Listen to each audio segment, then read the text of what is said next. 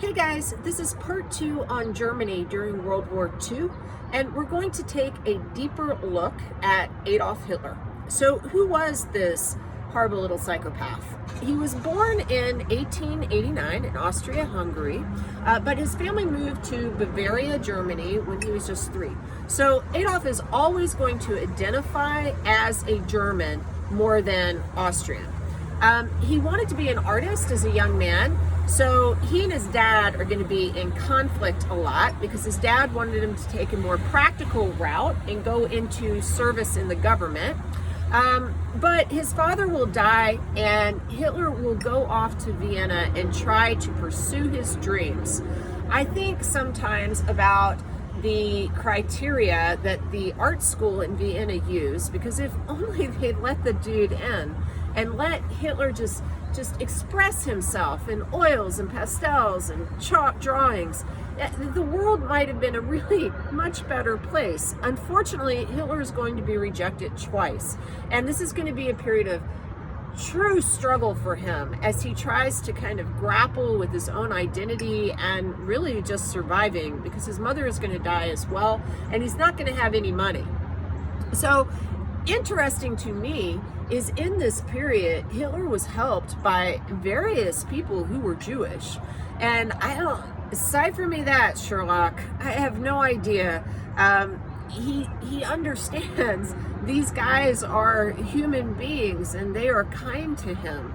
So something is going to go really wrong with him later as far as that is concerned.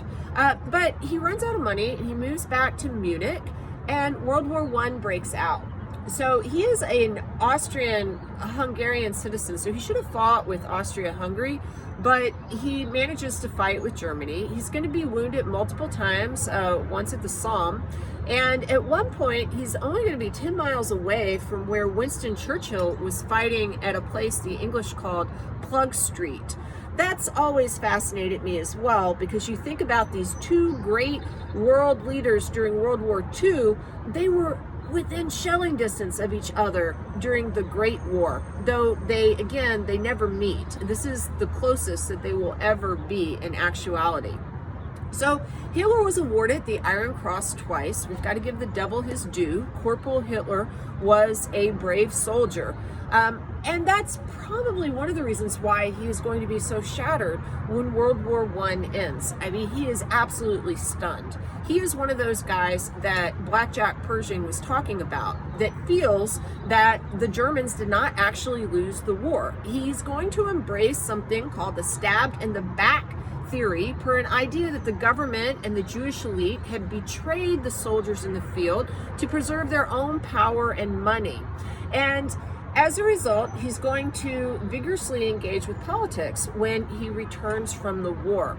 He will get involved with the German Workers' Party first, and he will discover he's a very charismatic speaker. He's able to connect to this emotional wound that many Germans have about the war. And I'm going to be quite honest. I don't get it. I don't speak German, but whenever I watch him in those old newsreels and he's like got his arms going around like he's a marionette and it looks like he's spitting on the people, I'm just... But whatever he's saying in German must sound like poetry, because a lot of people are going to flock to him and find him speaking truth, their truth.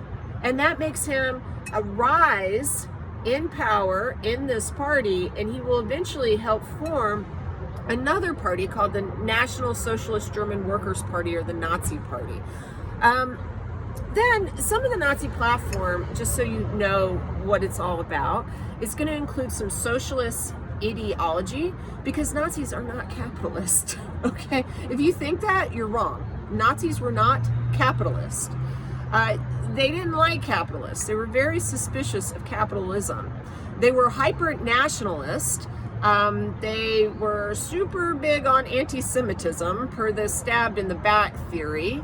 And this is a period of great economic hardship for the German people, per the reparations in the Treaty of Versailles. So they're able to gather more supporters. So in 1923, Hitler's going to try to replicate a move made by an idol of his named Benito Mussolini, who's a fascist in Italy. What was this move that Mussolini did that Hitler admired? Mussolini marched with other fascists on Rome and just took power in 1922. So Hitler's going to have a march in Munich in 1923, which leads to the beer hall putsch, but it's not going to be as successful as Mussolini. In fact, he's going to be arrested and thrown into prison for treason. His sentence will be 5 years. He'll only serve 9 months, and he will use that 9 months to his benefit because he will write a book called Mein Kampf. And Mein Kampf translates into My Struggle in English. It's essentially an autobiography. It gives a shout out to U.S. immigration policy, which I talked about in my eugenics lecture, but it's mostly all about how the Jews are the source of the problem. They're like an infection in the world and they need to be eradicated. So hugely anti-Semitic. If he wasn't anti-Semitic in Vienna, okay, he's anti-Semitic now in a big, big, big way. So he gets out of prison early and he starts reconstituting the Nazi Party and trying to build that back up. But this doesn't go big until the German economy falls apart again after the 1929 stock market crash, which I talked about again in World War I. The Nazis are then going to gain power in parliament. And in 1932, Hitler's going to run for the presidency against a guy named Paul von Hindenburg. Hindenburg is going to win, but Hitler will come in second with a respectable percentage of the vote. And so that will give him more clout. Now, this is something you need to understand about what's going on in Germany. It's called the Weimar Republic because after World War I, the government was reconstituted, and it's a parliamentary system which works a little bit differently than our system in the United States. You can have a lot of different factions, a lot of different political parties, and this can sometimes make these systems rather unwieldy. They have to work together in ways that you don't have to in a two-party system like ours. So there's actually going to be violence in the streets as well between two different parties that have seats in parliament, which is in Germany called the Reichstag. And these two groups are the Nazis and the communists. Now, Nazis and communists really hate each other, which is interesting because they have a lot of things in common. I don't have time in this video to go into what exactly distinguishes a communist from a fascist, but let me tell you, they are close cousins. So one of the biggest differences is just an idea of how you dominate the world. The communists want to overtake the world and everyone has lived in this communist classless state.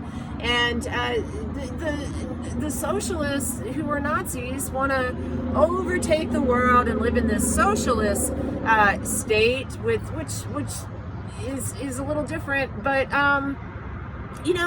they want to conquer as Germans. It's the hyper-nationalism that truly distinguishes the two. And again, that's a big oversimplification, but they don't like each other very much at all, and they will fight in the streets. So with all this unrest in Germany, Hindenburg actually ends up appointing Adolf Hitler to a position called Chancellor, which is very powerful. And he does this in part because there's an idea that Hitler will take the Nazis, who seem to be maybe a little less of a threat than the communists, to form a governing majority and calm down the system. And also the elite in charge thought that they could control Hitler, which is that's just silly. But they don't know that quite yet. So something happens. Hitler never wants to let a crisis go to waste, and there's a fire that breaks out at the Reichstag in 1933. There is a communist arsonist who is discovered, who has done this, and Hitler says, ha ha ha ha, see, it's the communists, they're very bad, they're trying to destabilize the state.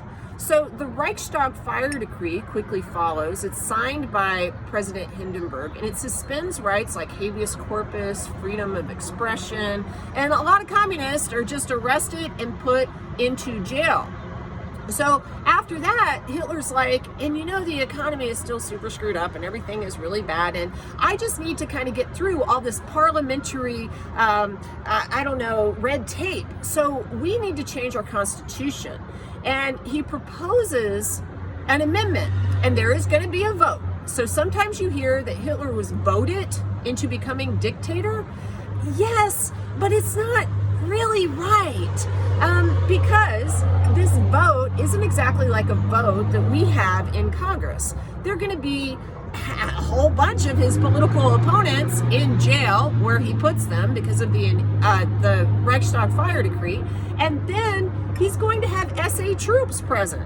SA troops who are going to kind of, not be neutral people, and kind of scary and violent, and they're going to say, hey, how are you going to vote? I know where your family lives. So this is not like a democratic thing per how you think of that, okay? So the Enabling Act comes out of this, and it's going to enable Hitler to have a legal dictatorship. Hindenburg at that point is dying of lung cancer, so he's on his way out, and Hitler is going to be the Führer, or the leader. So I'm going to continue with this in part C, because, oh my God, there's just so much. There's so much to say. Now we have the Führer, and we're going to talk more about him in part 3.